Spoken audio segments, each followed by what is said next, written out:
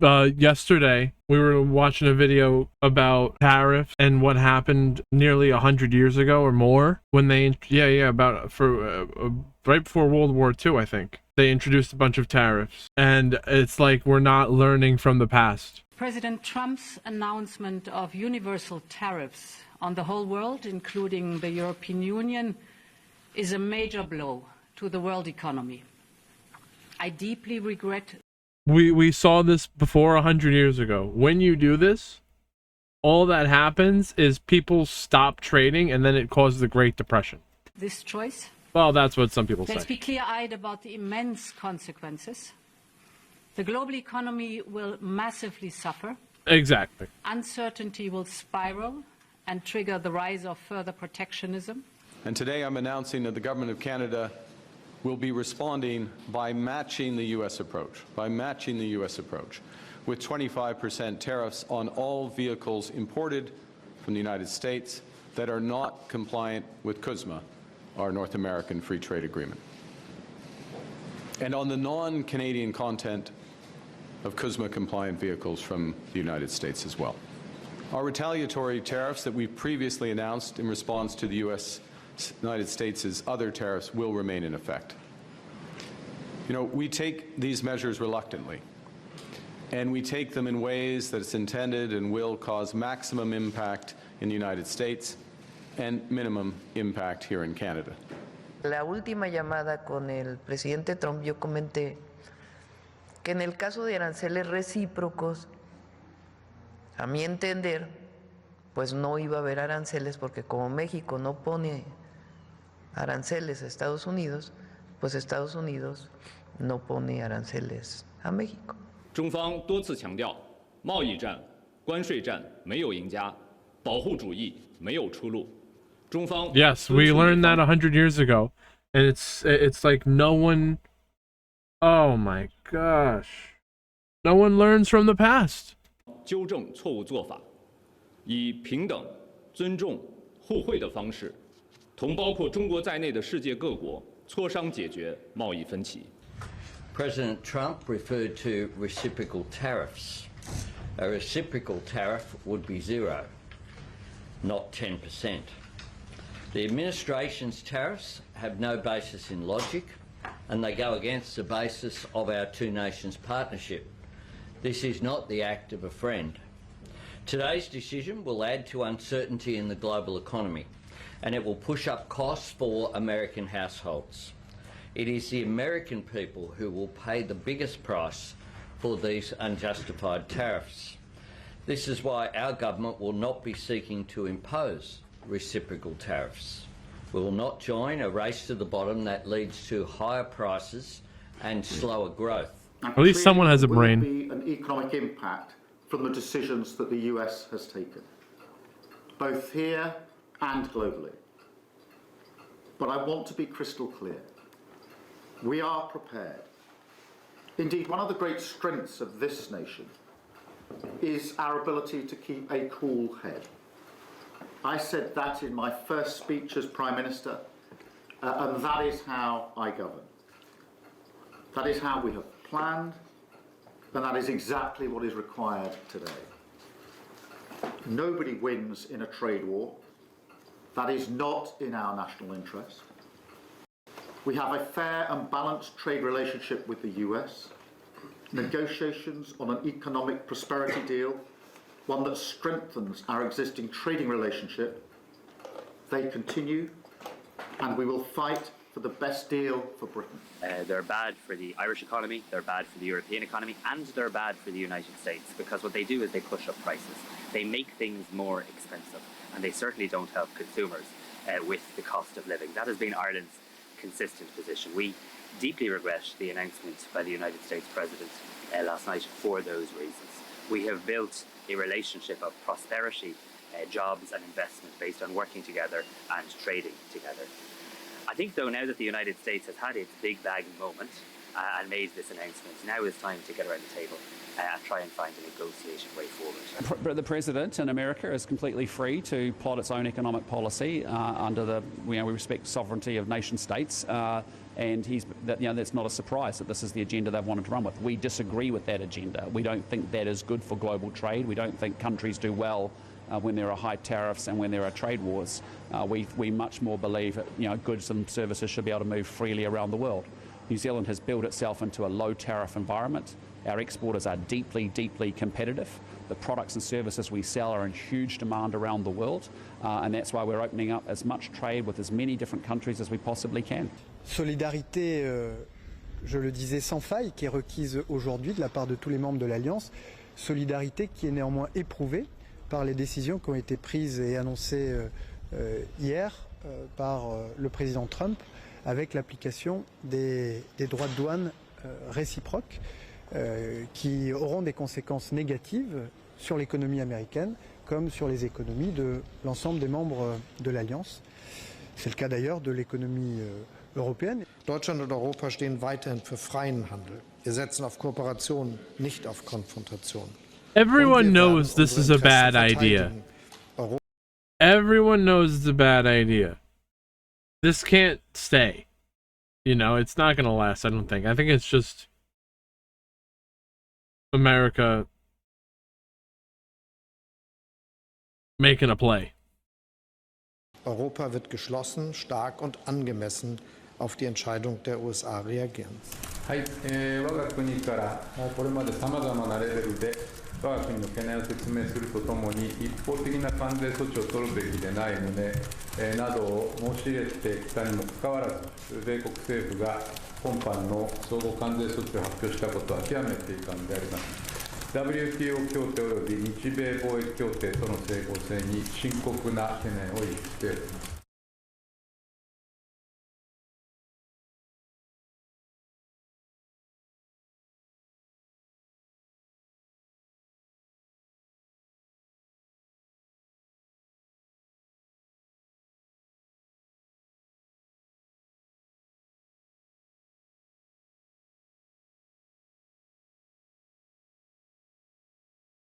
Does no one have any more videos for us?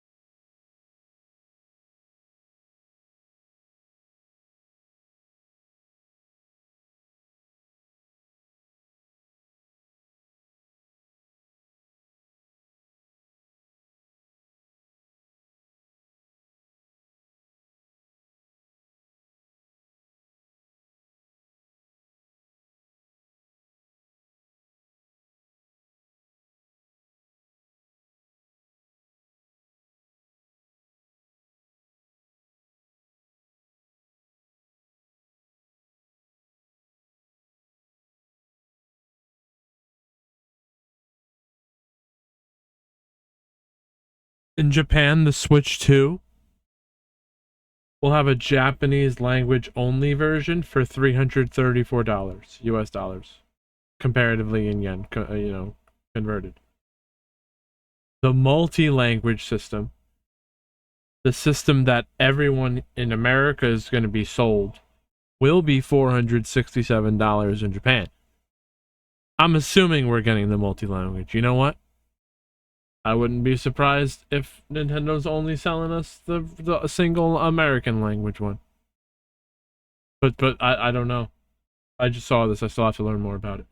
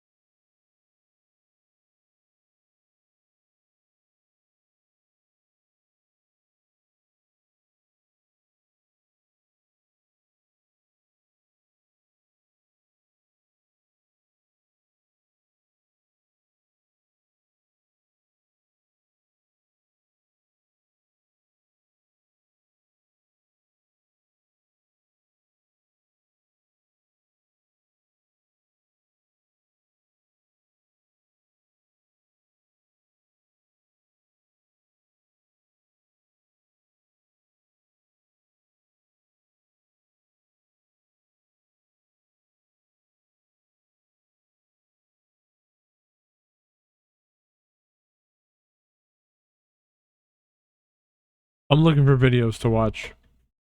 If anyone has anything for us.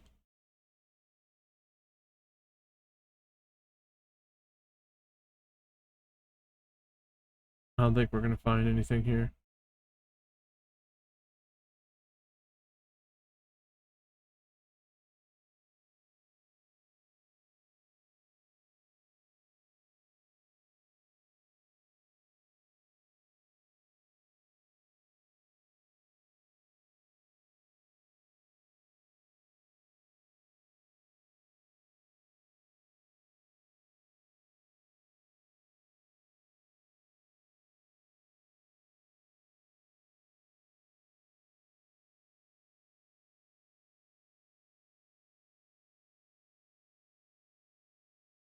Whoops.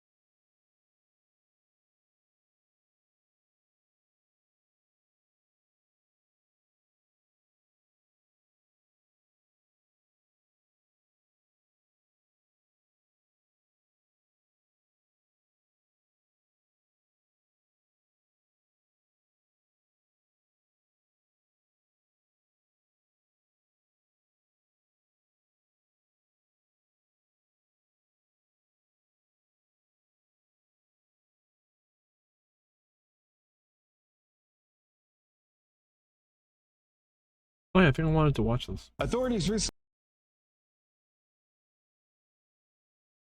Border war zone? Authorities recently discovered what some are calling a ranch of horrors. Survivors of this alleged cartel extermination camp have shared they were lured to the ranch by being told they could earn themselves a visa. So authorities in Mexico have discovered a frightening border fortress allegedly used for a lot more than just smuggling people into America. And while the gangs operating this place promised their victims the American dream, this nightmarish facility was the last location anyone would want to find themselves. But because of unprecedented military activity along both sides of the border, the criminals Why did they do operations this? like this are on borrowed time. Just a few meters beyond the entrance of this now cordoned off ranch, the horrors of one of the country's most notorious cartels are being unearthed. We're on the first border patrol of the day with Mexico's National Guard. They want to show Mexico stopping the flow of migrants, just as President Trump demanded. Sadly, these camps do pop up occasionally. The reason that this one is particularly shocking is that over 200 pairs of shoes, IDs, even children's toys were found on this site. Migrants who spent everything to reach the U.S. are now struggling to afford passage back by boat. While some depend on friends and family to send them money for the trip home, the same cartels that made millions smuggling migrants north are now profiting off their return. It's on this That's ranch that crazy. new generation cartel Hitting them on the way in and out. trained dozens of people against their will. It's recently been designated a terrorist organization by U.S. President Donald Trump, one of the most powerful in all of Mexico. This discovery has shocked the nation, which has struggled for years with mysterious disappearances. More than 124,000 people are missing in Mexico, and most cases are never solved.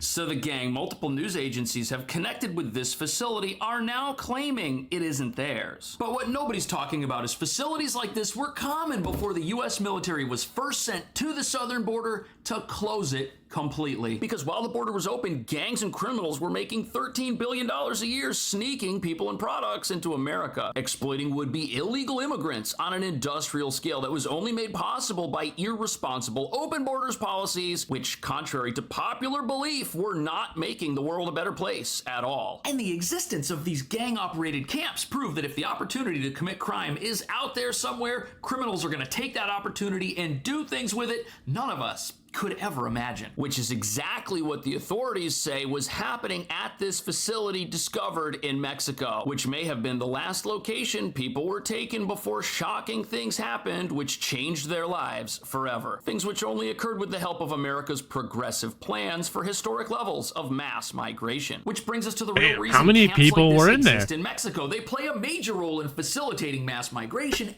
and they allow the people operating them to prey upon those inside any way they choose. And with US troops and special forces all over the southern border, these gangs have a problem because it's a lot harder today to sell people a counterfeit version of the American dream, since sneaking into the country is now virtually impossible. And when all the cartel's clients, including their operatives, get captured and deported immediately, or worse, sent to El Salvador's mega prison, possibly for the rest of their lives, they're now forced to use the idea of illegal immigration to exploit people in other, much more frightening ways. Survivors of this alleged cartel extermination camp have shared that they were lured to the ranch by being told they could earn themselves a visa. We found it because we had several anonymous calls, including relatives who accompanied us to where their son could possibly have been. So two things are happening here. First, these gangs are still telling people they can illegally bring them into America. And second, there's a massive missing persons problem in Mexico, and places like this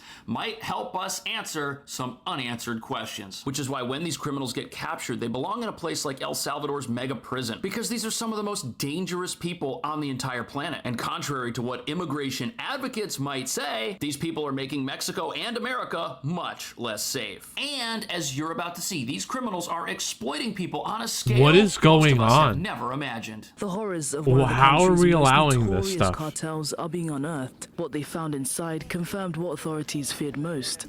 So at this place, they found hundreds of pairs of shoes and personal belongings, but the people who owned those belongings or those shoes were nowhere to be found. And this place was discovered by a group that looks for folks who've gone missing in Mexico, but that brings up some very big questions, like what exactly was this place being used for? Why did people decide to come here? And why didn't the Mexican government do anything about this place? Here we can see a picture of this facility. You can see up at the top here, there's a wall around it. There's like some sort of guardhouse here. It looks like a prison camp. You can see that these people who are digging out in front of it are a lot shorter than the wall. Where did itself. these From the people ground, go? You can't even see what's going on inside this place. You'd need to be in the air or have like a drone or something. Apparently in total, over 700 personal items were discovered in this place. But when it was found, it was completely abandoned. There was nobody there. But since this was an obvious large-scale operation, and the gang running it is one of the most notorious in Mexico, whatever was happening here has probably been moved somewhere else. And the one thing most of us here in America don't even think about when we think about immigration or the border is just how little the professional criminals running places like this care about the lives of others. This was in a remote part of Mexico,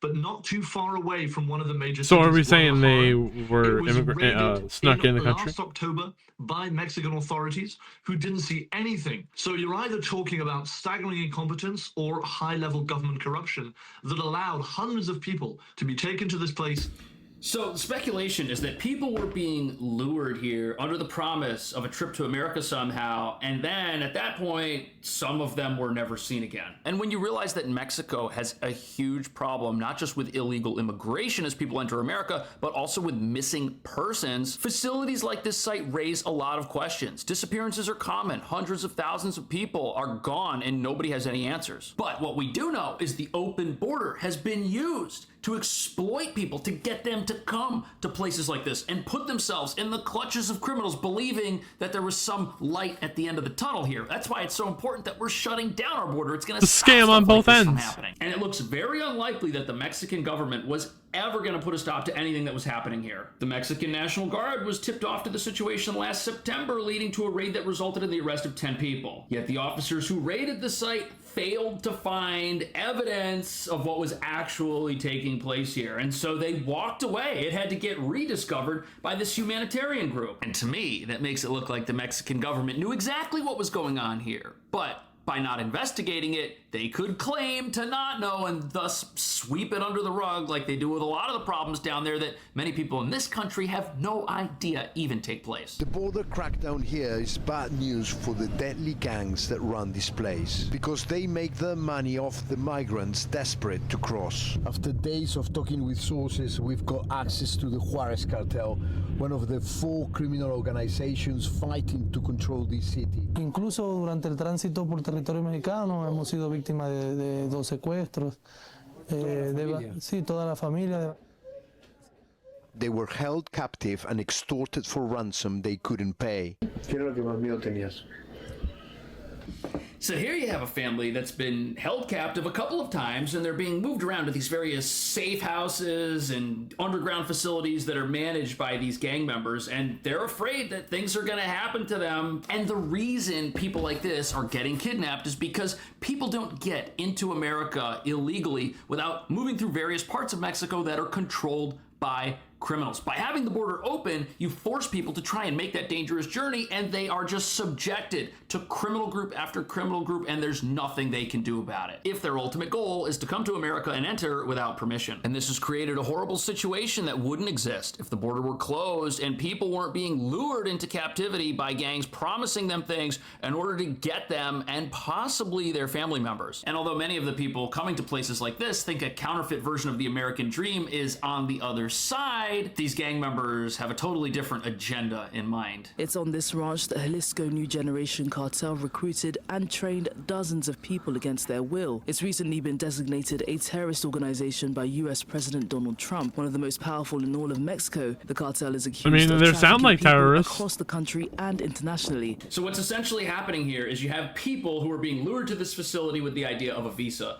But the cartels and the gangs have no plans for that to happen at all. Instead, they just want to get people inside this place, close the doors, and then conduct criminal operations. Their goal is literally just to make as much money as they can on masses of people who come to them willingly. And as you can see, these what are they doing with these people? All over the place in these shady little safe houses where they're hiding folks, moving them around, telling them things to keep them there, possibly extorting them in various ways by asking for ransom payments. But the problem for these criminals is that with the border on lockdown, they can't make money the same way that they used to. They can't sneak people across for a massive payment and then have them work off that payment once they're in America. No, instead, they've got to do something else, which these families realize once they're already in the clutches of these crooks. They were released, but they are still in shock. Pero aquí estamos ya después de casi 11 meses, aterrorizados y sin esperanza, que es lo más, y atrapados. Do you expect things to heat up with Trump?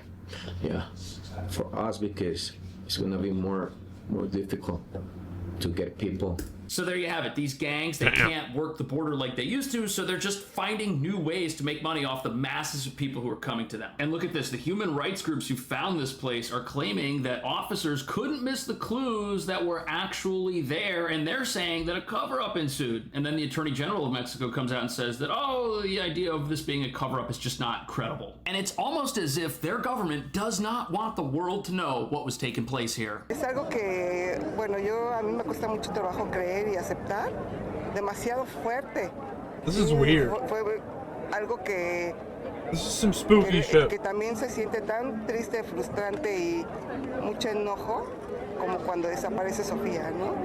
O sea, esto es una fosa. That's crazy. Es una fosa clandestina.